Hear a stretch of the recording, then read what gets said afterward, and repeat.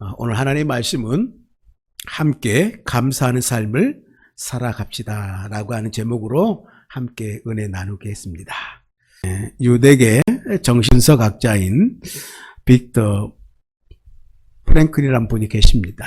그분이 이런 이야기를 남겼습니다. 한 인간에게서 모든 것을 빼앗아갈 수는 있지만 한 가지, 자유는 빼앗아갈 수는 없다. 그것은 어떤 상황에 놓이더라도 삶에 대한 태도를 선택할 수 있는 자유이다 라고 말했습니다. 이 문구 가운데 삶에 대한 태도를 선택할 수 있는 자유라고 하는 이 표현이 정말 저에게는 감동적으로 다가오는 그런 문구인데요. 사실 오늘 이것은 오늘 본인의 이야기이기도 합니다. 그는 유대인이라는 그 이유 하나만으로 아우슈비츠 수용소에 갇혀서 죽음의 문턱을 넘나들었던 사람입니다.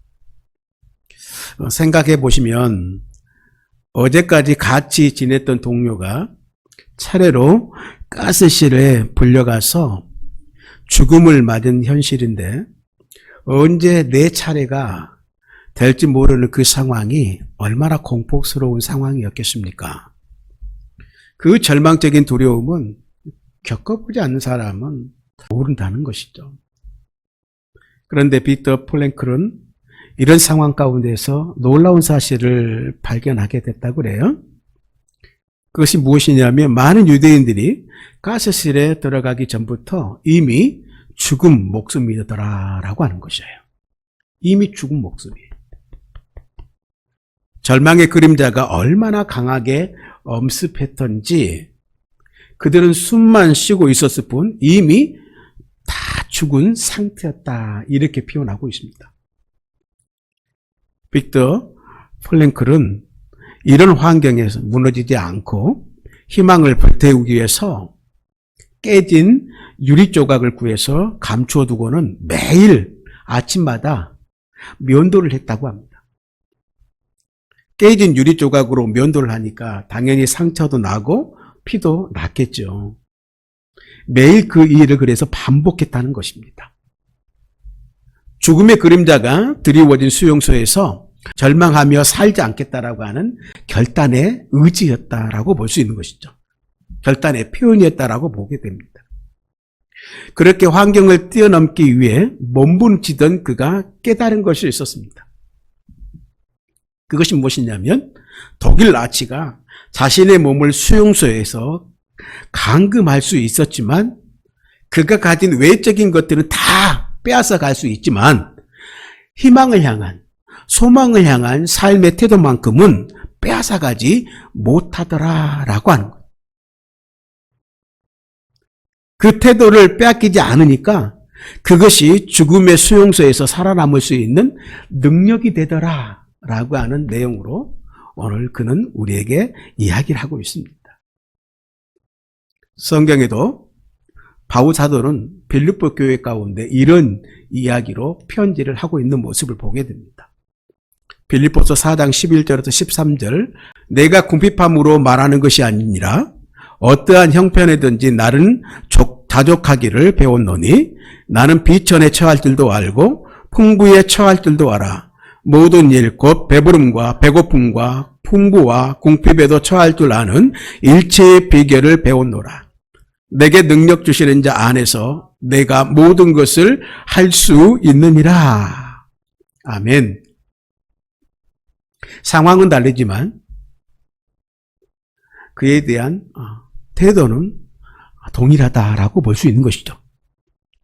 성경은 우리에게 예수를 믿는 오늘 우리는 어떤 형편에 처하든지 즉 궁핍에 처하든지 고난에 처하든지 심지어는 오늘 이 플랭클이 말했던 갇혔던 아우슈비츠 수용소에 갇혀 있을 때라도 거기에서 감사의 제목을 끌어낼 수 있는 능력을 가진 존재가 바로 예수를 믿는 하나님을 소망하는 사람들의 모습이다라고 가르치고 있는 것이에요. 감사한 것은요, 정말 감사한 것은 무엇이냐면 그것을 삶 속에서 구현해내는 이들이 있었다는 사실이에요. 도저히 감사할 조건을 찾을 수 없을 것 같은 상황 속에서도 기가 막히게 신랄 같은 감사를 뽑아내서 그것을 품고 삶을 지탱해온 사람들이 분명히 있었다는 것입니다. 마치 오늘 수용소에 갇혔다 살아난 이 플랭크처럼 오늘 이 말씀을 하고 있는 사도 바울처럼 마치 진흙탕 속에서 장미꽃을 피우는 것 같은 인생을 살았던 그리고 살아갔던 많은 사람들 오늘 우리 주변에도 이 진흙탕 같은 그런 삶 가운데서도 그의 인생 가운데 장미꽃 같은 그런 꽃을 피우며 살아가는 사람들이 분명히 있다는 사실이죠. 오늘 저와 여러분들이 그런 인생을 살아내기를 간절히 소원합니다. 할렐루야. 오늘 우리는 이런 삶을 살아낸 성경 인물 가운데 한 사람을 살펴보기로 합니다. 그는 다니엘이라고 하는 인물인데요.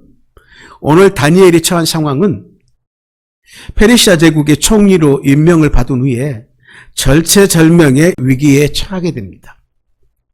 이 급부상하는 다니엘을 경계한 정적들이 그에게 올가미를 씌운 상황이었습니다. 다시 한번 본문의 말씀을 읽도록 하겠습니다. 다니엘이 이 조서에 왕의 도장이 찍힌 것을 알고도 자기 집에 돌아가서는 윗방에 올라가 예루살렘으로 향한 창문을 열고 전에 하던 대로 하루에 3번씩 무릎을 꿇고 기도하며 그의 하나님께 감사하였더라. 아멘. 오늘 이 다니엘이 알고 있었던 어인이 찍힌 조서라고 하는 것이 무엇이었을까? 잘 아시는 내용이지만 다시 한번 우리가 한번 내용을 살펴보기를 원하는 것이죠. 그 내용은 조서에 임금의 도장이 찍힌 날부터 30일 동안 누구든지 왕 외에 어느 신이나 사람에게 무엇을 구하면 사자굴에 던져 넣겠다라고 하는 내용의 조서였습니다. 바벨론의 모든 총리와 수령과 방백과 모사와 간원이 모여서 운운하고 이런 금령을 만든 것은 오늘 다니엘을 모함하기 위해서였습니다. 6장 1절로 5절에 보게 되어지면 다니엘이 다리오 왕에게 총애를 받는 것을 질투한 사람들이 그를 죽이기 위해서 허물을 찾아내려고 했지만 찾지 못했다는 내용을 기록하고 있어요. 단지 그들이 발견한 다니엘의 허물이 무엇이냐면 하루에 3번씩 무릎을 꿇고 기도하는 것뿐이었다라고 하는 것입니다. 그래서 그들은 다니엘을 고소할 수 있는 그 길을 30일 동안 기도하지 못하도록 법령을 만든 후에 그가 기도하는 그 순간을 잡아들이는 것 뿐이었다라고 하는 것입니다. 다니엘은 그 사실을 잘 알고 있었습니다. 그러나 그는 기도하는 것을 오늘 포기하지 않고 있는 모습을 우리는 발견하게 되죠. 그는 전에 행하던 대로 하루에 3번씩 기도했다라고 했습니다. 그리고 감사했다라고 했습니다. 오늘 다니엘 6장 10절에서 가장 충격적인 부분은 마지막 부분이에요. 무엇입니까? 그 하나님께 감사했더라라는 제목. 그는 하나님께 감사의 고백을 하고 있습니다. 무슨 내용으로 감사했는지는 모릅니다. 그러나 분명한 사실은 그가 하나님께 감사했다라고 한 사실은 분명하다라고 하는 것이죠. 결국 다니엘은 어떻게 됩니까? 그 일로 인하여서 사자굴에 던짐을 받았고 건짐을 받게 되어집니다. 더욱 왕의 총애를 받게 되어지는 기회가 되어집니다. 그리고 더욱 형통의 길을 걷게 되었다라고 성경은 기록합니다. 오늘 우리가 다니엘을 통해 감사하는 삶이 얼마나 중요한지를 배우게 되는 상황인 것이죠. 오늘 다니엘의 상황은 감사할 수 있는 상황이 아니었어요. 그 상황이 어떤 상황이었습니까? 기도하면 죽게 되는 상황이었어요. 그런데 그는 그런 상황 속에서도 감사했습니다. 감사할 수 있을 때 감사는 하는 것은 누구나 할 수 있는 것이죠. 그러나 감사할 수 없을 때 감사하는 것이 어떻게 보면 진정한 감사라고 말할 수 있다는 것입니다. 오늘 다니엘은 진정한 감사의 모범을 우리에게 보여주고 있어요.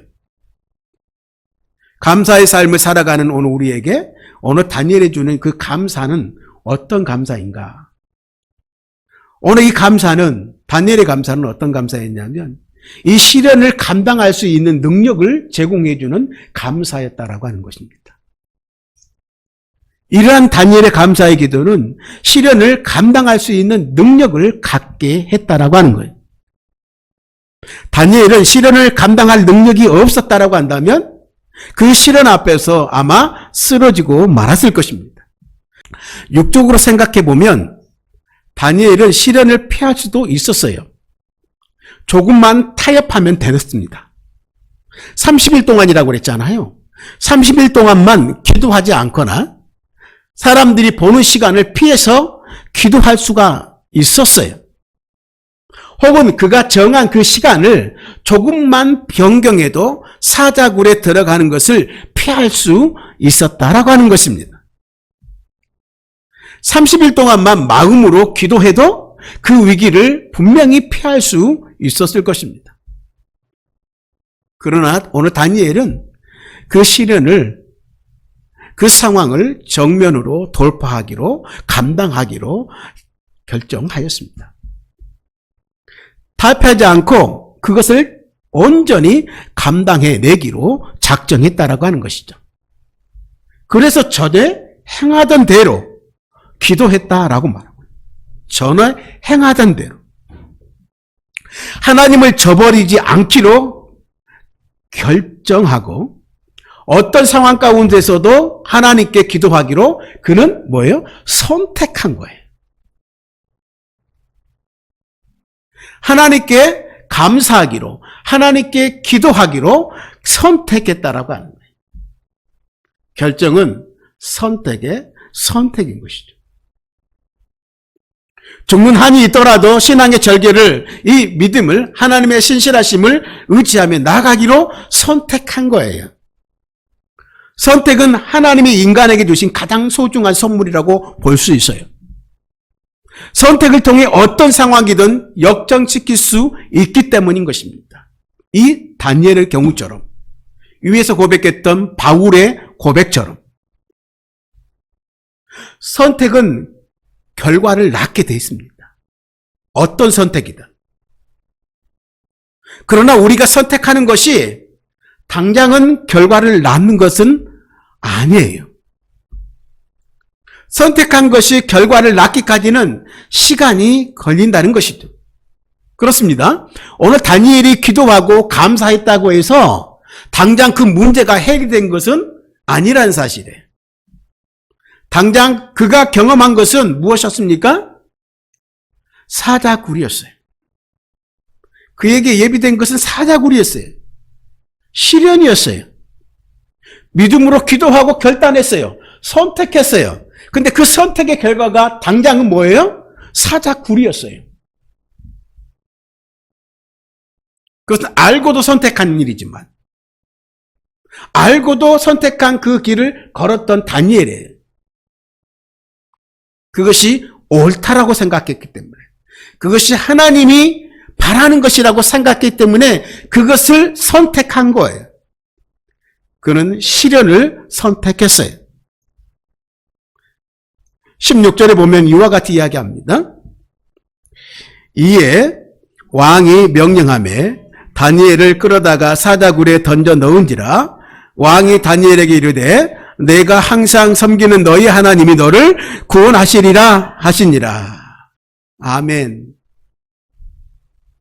오늘 왕이 그의 신하들에게 속은 줄 알고 오늘 다니엘을 구해보려고 하루 종일 고민하면서 애를 썼어요. 근데 구할 길이 없어요. 왜요? 조서 때문이에요. 그 도장 때문이에요. 그래서 어쩔 수 없이 해가 질 무렵에 자기의 조서대로, 명령대로, 약속대로 오늘 다니엘을 사자굴에 넣을 수밖에 없었습니다. 오늘 다니엘은 그의 선택으로 말미암아 이 사자굴에 들어갈 수밖에 없었다라고 하는 것이죠. 오늘 우리가요, 이 다니엘의 이야기를 통해서 알아야 할 것이 있어요. 그것이 무엇이냐면 하나님은 시련을 통해서 축복하신다는 것이에요.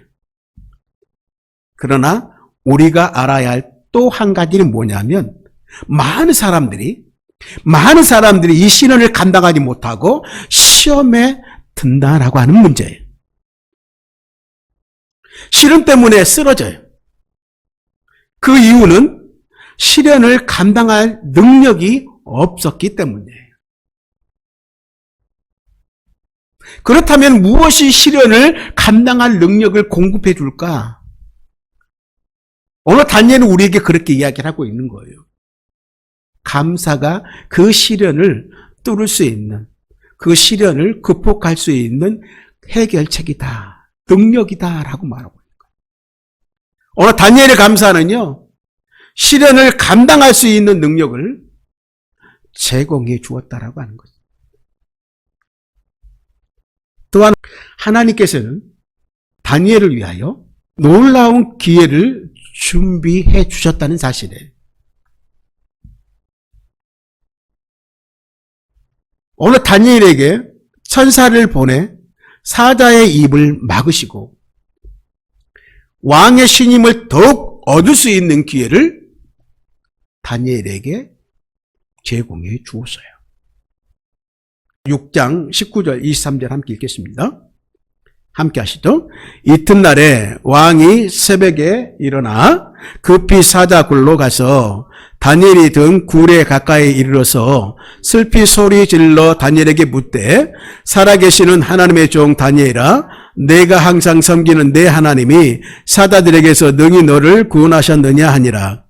다니엘이 왕에게 아뢰되 왕이여 원하건대 왕은 만수무강하옵소서. 나의 하나님이 이미 그의 천사를 보내어 사자들의 입을 봉하셨으므로 사자들이 나를 상의하지 못하였사오니 이는 나의 무죄함이 그 앞에 명백함이오며 또 왕이여 나는 왕에게도 해를 끼치지 아니하였느냐 하리라. 왕이 심히 기뻐서 명하여 다니엘을 굴에서 올리게 하며 그들이 다니엘을 굴에서 올린즉 그의 몸이 조금도 상하지 아니하였으니 이는 그가 자기의 하나님을 믿음이었더라. 아멘. 하나님은 오늘 다니엘이 감사의 기도를 올려드릴 때 그를 모함하던 사람들을 한순간에 한꺼번에 처리할 수 있는 기회를 제공해 주었습니다. 만약 이런 일이 없었다라고 한다면 오늘 다니엘을 모함하던 그들을 한꺼번에 처리할 수 있었을까? 하나님은 다니엘의 그 위기를 통해서 그를 괴롭히던 사람들을 한꺼번에 처리하시는 기회로 그에게 주셨다는 것이에요. 24절입니다. 왕이 말하여 다니엘을 참수하는 사람들을 끌어오게 하고 그들을 그들의 처자들과 함께 사자굴에 던져 넣게 하였더니 그들이 굴 바닥에 닿기도 전에 사자들이 곧 그들을 움켜서 그 뼈까지도 부서뜨렸더라. 그에게 찾아온 그 시련이 다니엘에게 있어서는 기회가 되었다라고 하는 것입니다. 오늘 다니엘에게 이 시련이 위기였지만 하나님께서는 그 위기를 기회로 제공해 주었다라고 하는 것입니다. 감사의 기도를 드림으로 오늘 다니엘이 그 위기와 그 시련을 정말 그의 인생의 역전을 경험하는 그런 놀라운 하나님의 준비되어진 그 은혜를 경험하게 되었다라고 하는 것이죠. 이게 감사의 능력인 것입니다. 이게 기도의 능력인 것입니다. 가장 놀라운 사실은 이 다니엘의 감사를 통하여 하나님의 영광이 드러낼 수 있는 기회가 되었다라고 하는 것입니다. 왕의 입을 통하여 그 하나님의 영광이 드러나게 되었습니다. 25절, 27절 읽습니다. 이에 다리오 왕이 온 땅에 있는 모든 백성과 나라들과 언어가 다른 모든 사람에게 조서를 내려 이르되 원하건대 너희에게 큰 평강이 있을지어다. 내가 이제 조서를 내리노라. 내 나라 관할 아래에 있는 사람들은 다 다니엘의 하나님 앞에서 떨며 두려워할지니 그는 살아계신 하나님이시요 영원히 변하지 않으실 것이시며 그의 나라는 멸망하지 아니할 것이요 그의 권세는 무궁할 것이며 그는 구원도 하시며 건져내기도 하시며 하늘에서든지 땅에서든지 이적과 기사를 행하시는 이로써 다니엘을 구원하여 사자의 입에서 벗어나게 하셨음이라 하였더라. 그때 당시에 가장 큰 영향력을 미쳤던 왕의 입술을 통하여 다니엘의 살아계신 그 하나님의 영광을 드러내게 하셨다라고 하는 것이죠. 다니엘의 감사의 놀라운 결과는 뭐냐면 28절에 기록하고 있는데 다니엘이 계속해서 제국이 달라졌습니다. 나라가 쓰러지고 또 새로운 나라가 등장했지만 계속해서 그가 쓰임을 받고 있다라고 하는 것입니다. 이를 성경은 형통한 삶을 살았다라고 이렇게 표현하고 있어요. 이 다니엘이 다리오 왕의 시대와 바사 사람 고레스 왕의 시대에 형통하였더라. 왕조가 다릅니다. 나라가 다릅니다. 나라가 없어지고 다시 세워진 나라에서도 오늘 다니엘은 계속해서 그 자리를 지키고 있었다라고 하는 것입니다. 형통한 삶을 누릴 수 있었다라고 하는 것이에요. 그가 형통하기 위해서 하나님께 감사한 것은 아니었을 것입니다. 무엇을 바라고 감사한 것은 아니었을 거라는 것이죠. 무엇을 바라고 감사하는 것은 진정한 감사가 아닌 것입니다. 그는 진실된 마음으로 그동안 하나님께 받은 그 은혜에 감사하는 사람이었습니다. 그러나 그 감사의 결과는 엄청났습니다. 더욱 형통한 삶을 누리게 되었다라고 하는 사실이.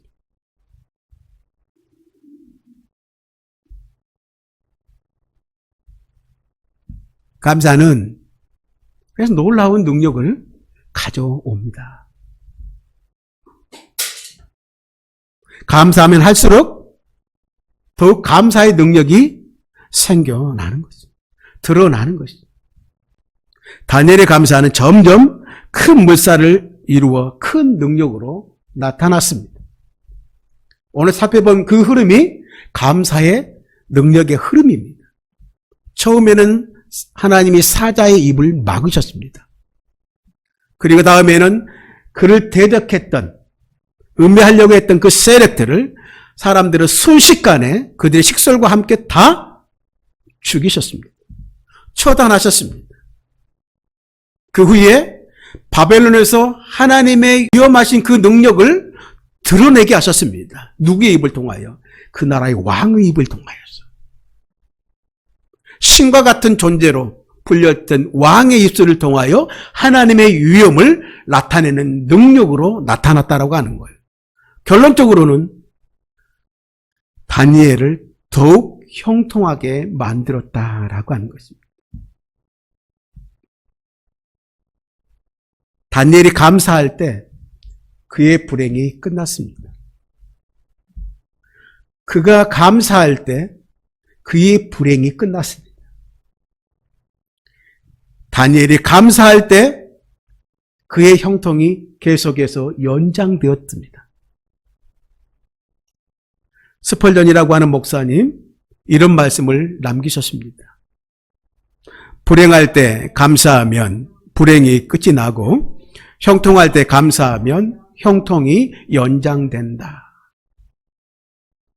불행할 때 감사하면 불행이 끝나게 되어지고 형통할 때 감사하면 형통이 연장된다. 오늘 이 다니엘의 감사의 그 기도가 다니엘의 그 삶이 이런 삶이었다라고 하는 것이죠. 기도하는 다니엘, 감사하는 다니엘은 그 누구도 아무리 많은 사람도 이길 수 없게 되었습니다. 다니엘을 모함하던 사람들은 많았고 그는 늘 혼자였습니다. 그는 인간적으로 외로웠어요. 그러나 그의 곁에 하나님이 함께 하셨습니다. 하나님이 그의 손을 들어주셨고 그의 편이 되어 주셨습니다. 하나님은 그래서 그를 강하게 하셨습니다. 누구도 넘볼 수 없는, 누구도 침범할 수 없는 자리 가운데 있게 하셨다라고 하는 것이죠. 하나님은 그의 삶을 형통하게 하셨다라고 하는 것. 그의 삶을 그렇게 인도하셨어요. 사랑하는 성도 여러분, 오늘 우리에게 이런 다니엘의 감사의 삶이 있어지기 주님의 이름으로 축복합니다. 성경은 우리에게 늘 이야기합니다. 바울의 고백처럼, 바울의 권면처럼 이러한 삶을 살아가기를 하나님의 마음을 우리에게 보여주고 있습니다. 데살로니가전서 5장 16절 18절 함께 하겠습니다. 항상 기뻐하라, 쉬지 말고 기도하라, 범사에 감사하라. 이것이 그리스도 예수 안에서 너희를 향하신 하나님의 뜻이니라. 아멘. 범사에 감사하고 항상 감사할 때 하나님의 가장 좋은 곳으로 우리에게 허락해 주실 줄로 믿습니다. 그 감사는 믿음의 감사이기 때문이에요. 어떤 믿음입니까? 무슨 일을 만나든지, 어떤 시련을 만나든지, 어떤 문제를 만나든지 다니엘의 하나님이 오늘 우리의 삶을 형통케 하실 것이라고 하는 신실한 그 믿음에 있기 때문인 것입니다. 할렐루야. 네. 오늘 우리의 매일의 삶에 이 믿음의 감사를 써내려가는 오늘 우리 모두가 되어지길 주님의 이름으로 축복합니다. 말씀을 맺습니다. 서두에서 우리가 살펴보았던 바울의 빌립보 교회를 향한 권면을 우리가 함께 듣도록 하겠습니다. 함께 읽겠습니다. 내가 궁핍함으로 말하는 것이 아니니라. 어떠한 형편이든지 나는 자족하기를 배웠노니 나는 비천에 처할 줄도 알고 풍부에 처할 줄도 알아. 모든 일 곧 배부름과 배고픔과 풍부와 궁핍함에도 처할 줄 아는 일체의 비결을 배워노라. 내게 능력 주신 자 안에서 내가 모든 것을 할 수 있느니라. 아멘. 오늘 사도 바울의 고백이 우리의 고백이 되어지길 주님의 이름으로 축복합니다. 아무리 환경과 삶이 답답하고 감사가 나오지 않고 원망과 불평만 나올 수밖에 없는 상황일지라도 그때 한 번만 잠시 걸음을 멈추고 생각을 멈추고 불평으로 나아가는 그 길을 멈추고 우리가 감사의 눈으로 삶을, 문제를, 상황을 바라볼 수 있기 바랍니다. 분명히 우리는 그 환경과 문제들 때문에 감사하게 될 것이라는 것입니다. 기억했으면 좋겠습니다. 다니엘에게 그를 모함하던 사람이 없었다라고 한다면 어떻게 이런 놀라운 기적을 경험하는 다니엘이 될 수 있었을까요? 한나에게 본인나라고 하는 인물이 없었다라고 한다면 어떻게 기도로 사무엘을 기를 수가 있었을까요? 요셉에게 그를 미워하던 형제들이 없었다라고 한다면 어떻게 애굽의 국무총리가 되어서 열방을 살릴 수 있는 사람이 될 수 있었을까요? 기억했으면 좋겠어요. 그들에게 모두가 그것이 문제였고 기도거리였고 시련이었고 원망할 수밖에 없는 상황이었다라고 하는 것입니다. 그렇지만 그것이 기회가 되었습니다.